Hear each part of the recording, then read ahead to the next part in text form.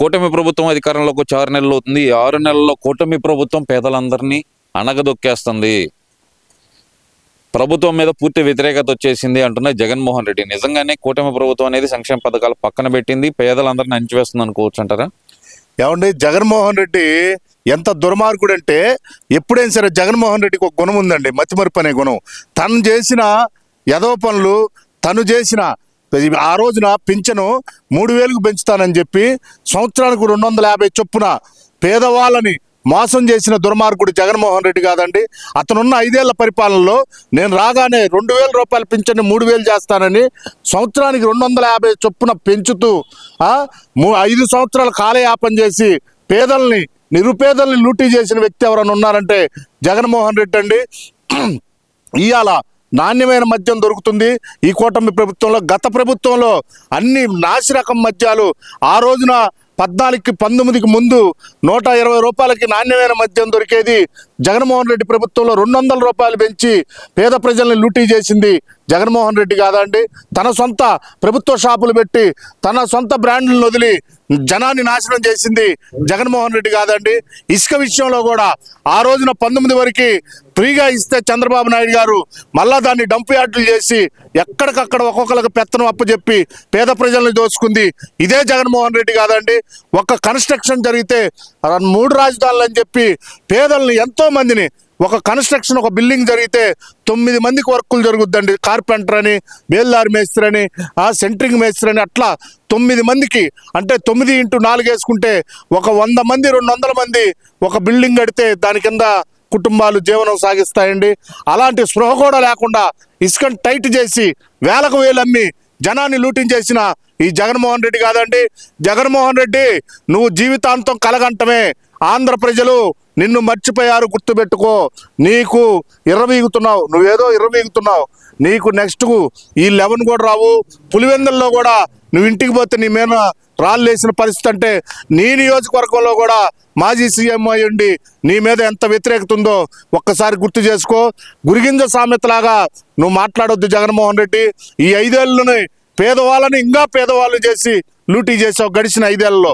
ఇవాళ చంద్రబాబు నాయుడు గారు ఒక అభివృద్ధిలాగా కాళ్ళకు బలపం కట్టుకొని ఇవాళ ఎన్నో కంపెనీల్ని తీసుకొస్తా, రాష్ట్రాన్ని అభివృద్ధి చేయడానికి చాలా ప్రయత్నాలు చేస్తా.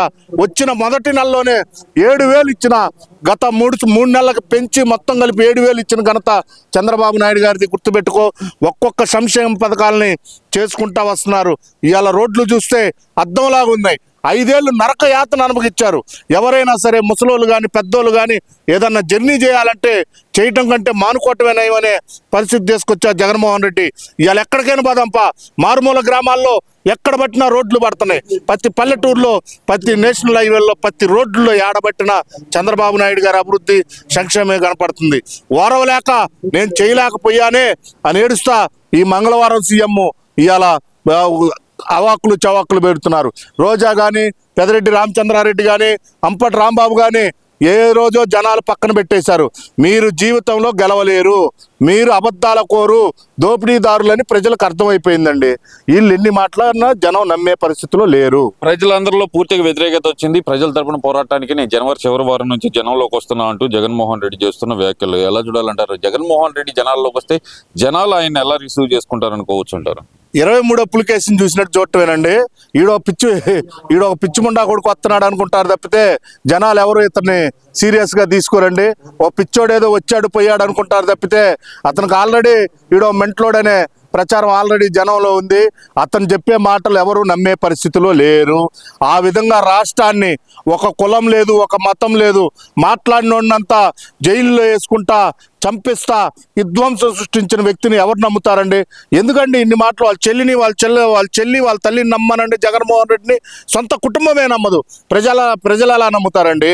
అతను ఎంత ప్రచారం చేసుకొని ఎంత అబద్ధాలు చెప్పాలన్నా ఇంకా కమెడియన్ అవుతాడు తప్పితే జనంలోకి వస్తే అతన్ని అంత ఆదరించే సీన్ లేదండి.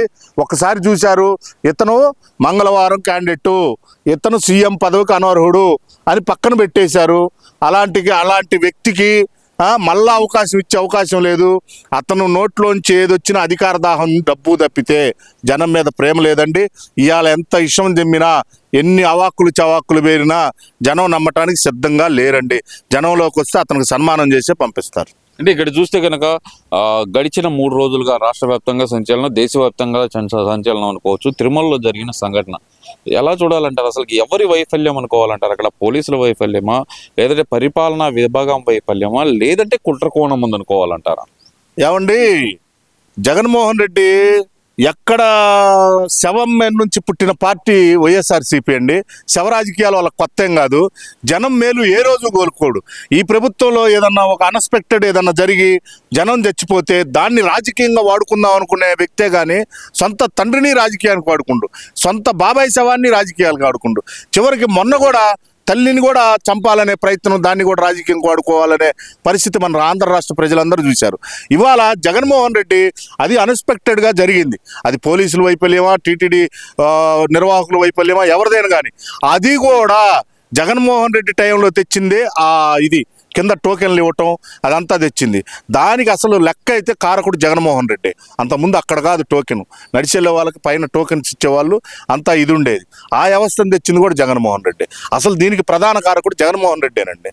అంటే ఎలా చూడాలంటారు? గతంలో ఎన్నడూ బయటకు రాని జగన్మోహన్ రెడ్డి, ఎక్కడ ఏ సంఘటన జరిగినా బయటకు రాని జగన్మోహన్ రెడ్డి, 5 సంవత్సరాల్లో ఎక్కడా బయటకు రాని జగన్మోహన్ రెడ్డి ఇప్పుడు సడన్ గా బయటకు వచ్చి నిందించడం, నన్నే ఆపుతారా హాస్పిటల్లోకి వెళ్లకుండా, మీ అంతు తేలుస్తా అంటూ వార్నింగ్ ఇవ్వటం, ఎలా చూడాలంటారు ఇదంతా? అది అతను సైకో బిహేవియర్కి నిదర్శనం అండి. ఎంతమంది పడితే అంతమంది పేషెంట్ల దగ్గరికి విపరీతంగా తోచుకుంటూ వస్తే వాళ్ళని ఇబ్బంది పెడతా జగన్మోహన్ రెడ్డి ఏదో ఊహించుకుంటున్నాడండి. ఒక ప్రజాస్వామ్యంలో ఉన్నాం, ఒక ప్రజాస్వామ్యబద్ధంగా వ్యవహరిద్దాం అనే వ్యవహారమే లేదండి అతని దగ్గర.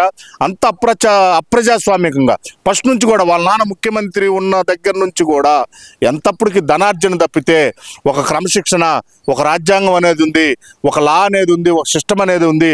ఆ సిస్టమేటిక్గా పోదామనే వ్యక్తి అయితే జగన్మోహన్ రెడ్డి కాదండి. నన్ను ఆపుతారంటే ఆపుతారు. రూల్స్ ప్రకారం వెళ్ళకపోతే ఎవరినైనా ఆపుతారు. ఆపకుండా నువ్వేమన్నా పై నుంచి దిగొచ్చావా జగన్మోహన్ రెడ్డి? నీ ఇష్టం వచ్చినట్టు పేషెంట్ల దగ్గరికి 100 మందిని వేసుకెళ్ళి నినాదాలు చేసుకొచ్చి అక్కడ టెర్రరైజ్ చేసి జనాల్ని నీ ఇష్టానుసారం అనుకున్నావా ఏంది జగన్మోహన్ రెడ్డి? ఇంకా నీ సినిమా అయిపోయింది, గుర్తుపెట్టుకో. నీకు మరిన్నాళ్ళు లేదు. ఆడ కోర్టులు పిలుస్తున్నాయి, జైళ్ళు పిలుస్తున్నాయి. నువ్వు చేసిన పాపాలు, నీ బాబాయ్ హత్య అయితేమి, నువ్వు చేసిన ఆర్థిక దోపిడీ అయితేమి ఘోషిస్తుంది రాష్ట్రం మొత్తం. గుర్తుపెట్టుకో జగన్మోహన్ రెడ్డి, నువ్వు జైలుకి వెళ్ళటం ఖాయం, నీ పార్టీ బంగాళాఖాతంలో పట్టడం ఖాయం. చివరిగా ఒక ప్రశ్న, ఇక్కడ చూస్తే కనుక జగన్మోహన్ రెడ్డి మళ్ళీ 2028 నేనే ముఖ్యమంత్రిని, ఈసారి నన్ను ఎవరు ఆపలేరు, వచ్చి రాగాలని మీ అందరూ అంతా తెలుస్తా అంటూ ప్రస్తుతం ఉన్న అధికారులకు కూడా వార్నింగ్ ఇస్తున్న పరిస్థితి. ఎలా చూడాలంటారు దీన్ని? ఓ పిచ్చోళ్ళ చూడటమేనండి జగన్మోహన్ రెడ్డి. జగన్మోహన్ రెడ్డి అతి విశ్వాసం పోతుండు. జగన్మోహన్ రెడ్డి వల్ల ఒరిగేదేమి లేదని రాష్ట్ర ప్రజలు తెలుసుకున్నారండి. జగన్మోహన్ రెడ్డి అతను కల్లో కూడా ఇంకా ముఖ్యమంత్రి అవ్వలేడు. మీ మీద కేసు పెట్టిన వాళ్ళ పోలీసుల పేరు నోట్ చేసుకోండి, వాళ్ళ చేత మీకు సెల్యూట్ చేపిస్తా అని చెప్పి నెల్లూరు జిల్లా నేతలతో మాట్లాడిన మాటలు ఎలా చూడాలంటారు? అది అహంకారం అండి. జగన్మోహన్ రెడ్డి మన ప్రజాస్వామ్యం పట్ల అతనికి ఎటువంటి గౌరవం లేదు. అతను అంత ఆర్థిక దోపిడీ చేసి తన దగ్గర ఉన్న డబ్బు బలం చూసుకొని మదం ఎక్కి మాట్లాడటమేనండి. పోలీసు వ్యవస్థ కానీ, రాజకీయ వ్యవస్థ కానీ, ప్రజాస్వామ్యం అన్న కానీ అతనికి ఎటువంటి గౌరవం లేదండి. ఇంకా అతనికి అహంకారం తగ్గలేదు. మళ్ళా చెప్పకూడదు తినే రోజులు దగ్గరలో ఉన్నాయండి జగన్మోహన్ రెడ్డికి.